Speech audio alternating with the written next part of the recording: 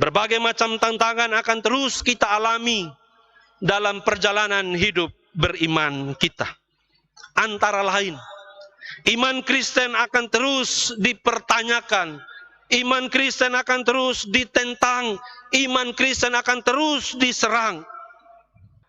Keilahian Yesus seringkali bukan hanya dipertanyakan, tetapi dianggap sebagai sebuah lelucon. Bahkan terkadang kita lihat gambar-gambar Yesus itu dicela, diedit kepalanya diganti dengan kepala babi, dengan gambar-gambar lain yang kalau kita terima hanya mengandalkan perasaan kita sebagai manusia terbatas, mungkin kita sedih, bahkan juga bisa emosi. Termasuk seringkali kita lihat beredar luas di media sosial, di YouTube.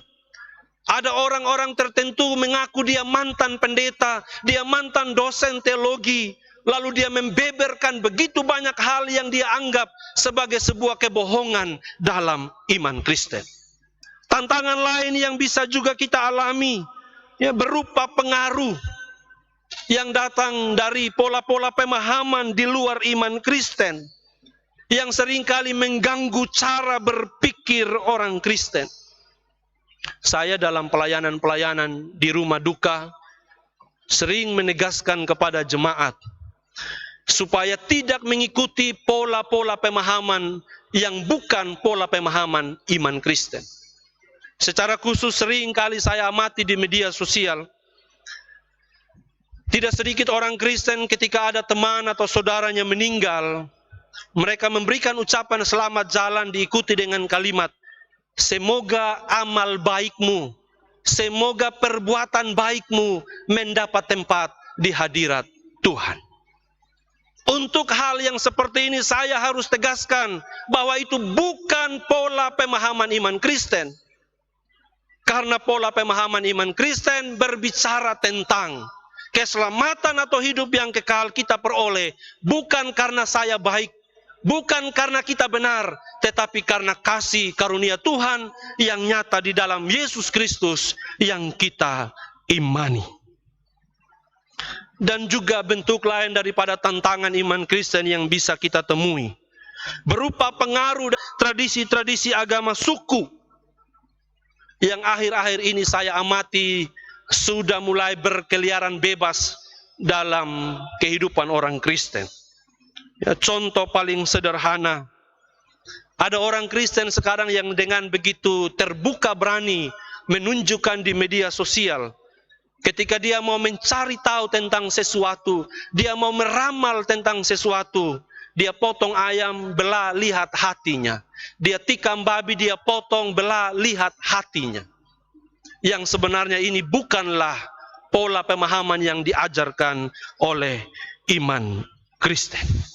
Tantangan lain juga yang bisa dihadapi oleh iman Kristen adalah tantangan karena perkembangan ilmu pengetahuan dan teknologi.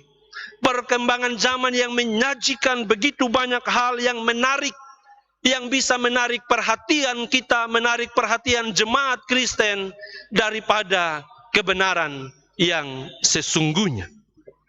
Karena itu dalam keseharian sering kali kita lihat ada banyak orang yang lebih senang menyibukkan diri dengan hal-hal duniawi yang menarik hati ketimbang mengarahkan hati pikiran kepada hal-hal yang benar sesuai dengan pengajaran iman Kristen. Hal yang paling sederhana, anak-anak kita yang masih remaja jarang pegang Alkitab, sekarang lebih senangnya pegang HP. Jarang datang ibadah, jarang baca Alkitab, lebih senangnya sekarang main TikTok. Ya, goyang TikTok dari A sampai Z, mereka hafal semua. Tapi diminta hafal nama-nama Alkitab, mereka tidak hafal. Ya, saya ganggu-ganggu juga beberapa mama-mama, saya bilang jangan sampai mama-mama sama. Nama-nama bunga dari Inggris sampai Asia, hafal semua saya bilang. Jangan sampai cerita Alkitab, lupa, saya bilang begitu. Ya. Bentuk tantangan lain juga yang bisa dihadapi oleh iman Kristen adalah kenyataan-kenyataan yang terjadi dalam hidup kita. Termasuk kenyataan yang sedang kita hadapi sekarang, yaitu pergumulan karena COVID-19, yang bisa saja membuat kita kehilangan pengharapan kepada Tuhan. Nah, saudara-saudari yang terkasih di dalam nama Tuhan Yesus, Tuhan izinkan semua ini terjadi dalam kehidupan beriman kita. Haruslah kita pahami sebagai cara Tuhan untuk mendewasakan kita. Cara Tuhan untuk mendewasakan iman kita sekaligus menguji iman kita. Karena itu, kita harus tetap teguh dalam iman dan tidak boleh membiarkan hidup kita diperhamba oleh hal-hal yang di luar daripada kehendak Tuhan. Kita harus sadar bahwa identitas kita jelas di dalam Yesus Sang Bayi Natal. Kita adalah anak Allah yang berhak mewarisi kerajaan Allah. Karena itu, arahkanlah hidup kita senantiasa dalam iman kepada Tuhan, dan teruslah hidup dalam pembaharuan di dalam pertolongan Roh Kudus, sehingga semakin hari kita semakin berkenan di hadapan Tuhan, seperti nasihat petunjuk hidup baru tadi.